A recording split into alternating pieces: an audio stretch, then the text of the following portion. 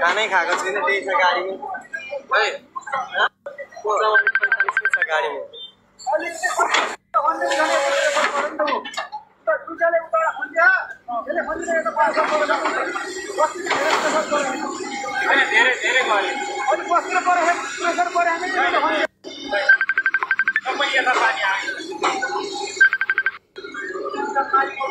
मान्छे चाहिँ सबै सकुशल पार भइसकेको छ साथीहरू हैन।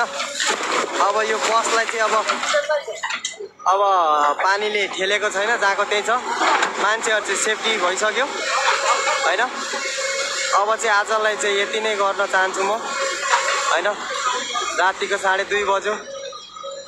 आज चाहिँ यस्तो अवस्था देखिया छ आँखै अगाडि। पानी आएर बाढीले बसलाई लगिदिएको विनयको दुम्कीबासको पुलमा हैन। दुम्कीबासको विनय पुलमा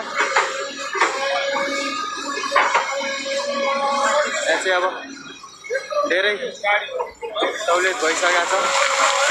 तपाईहरु पनि महेन्द्र हार्वे पश्चिम साइड हिँड्दै हुनुहुन्छ भने, नारायणघाटदेखि पश्चिम हिँड्दै हुनुहुन्छ भने कृपया ध्यान दिएर मात्र आउनु होला हैन। यो बाटो चाहिँ धेरै डेन्जर बाटो भइसकेको छ अहिले हैन।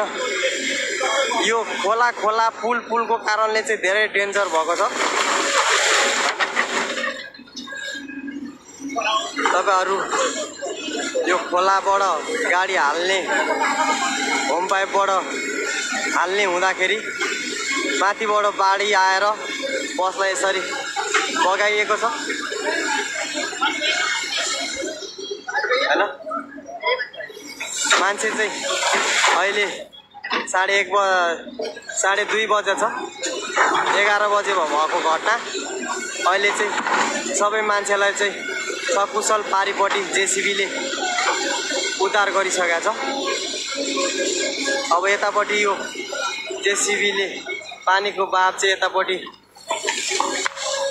बढाइदिइरहेछ बसलाई बगाएर नलैजोस् भनेर हैन। हुन चाहिँ बस अड्किसकेको छ त्यहाँ, किनकि डाँडा थियो, ढुङ्गाहरूले गर्दा नि अड्क्या हो हैन। पहिले सुरुमा धन्न पल्टिनबाट बाँच्यो बस हैन। मान्छेहरूलाई केही भएन, त्यही नै ठुलो कुरो हो हैन। आजलाई चाहिँ यति भन्दै म चाहिँ यो लाइभलाई इन गर्न चाहन्छु।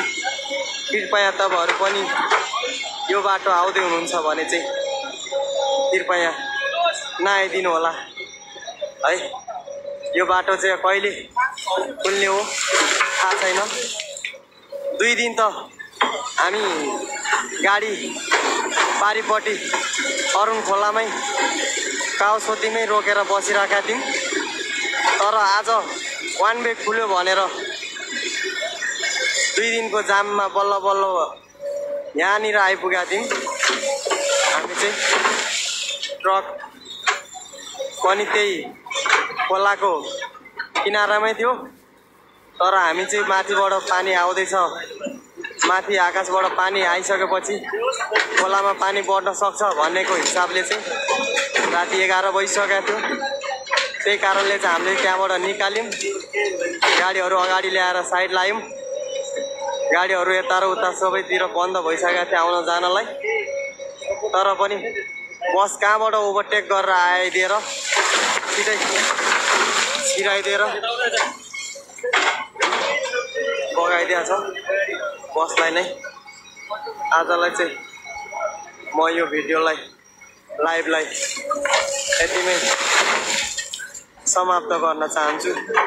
कृपया सबैजना यो बाटो हिँड्दाखेरि चाहिँ अलिकति मान्छेहरू त सबै निकाल्दियो। उता पारी पास गरिसक्यो मान्छेहरू त।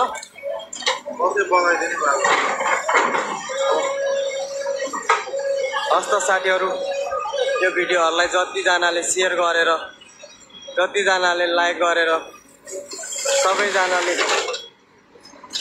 जति पुर्याइदिनु भयो त्यसको लागि धन्यवाद। मेरो भनाइ चाहिँ के हो भने यो भिडियो चाहिँ हाम्रो यो बाटोको काम कसले गर्ने हो खासमा कुन सरकारले गर्ने हो हैन? यसरी जनताहरू चाहिँ बाटोको कारणले गर्दा दुनियाँ दिवाना भोकभोकै हिँड्नु पर्ने, ज्यानै यसरी जोखिममा हालेर मर्नुपर्ने अवस्थामा चाहिँ नल्याइदिनुस् हैन?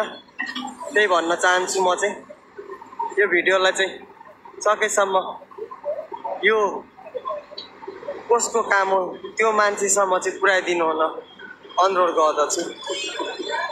अब मान्छे चाहिँ सबैजना सकुशल निरन्तरमा लिइसकेको छ हैन? बचाइसकेको छ मान्छेहरूलाई चाहिँ। बस चाहिँ जहाँको त्यही छ, पानी पनि बढेको छ, बढ्न चाहिँ, तर बसलाई चाहिँ क्षति पुग्न पाएको छैन।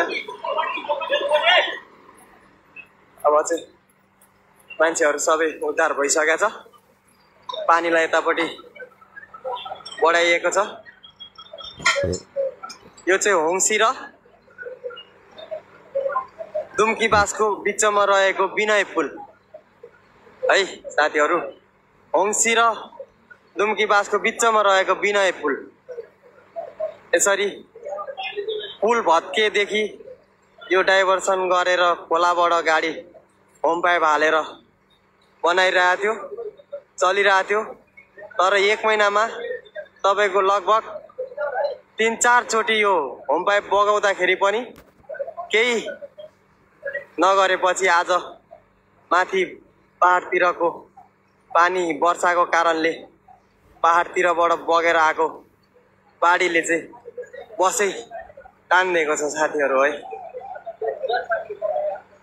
कृपया यो बाटो चाहिँ तपाईँहरू सकेसम्म सहज नहुन्जेलसम्म चाहिँ नहिँडिदिनु होला।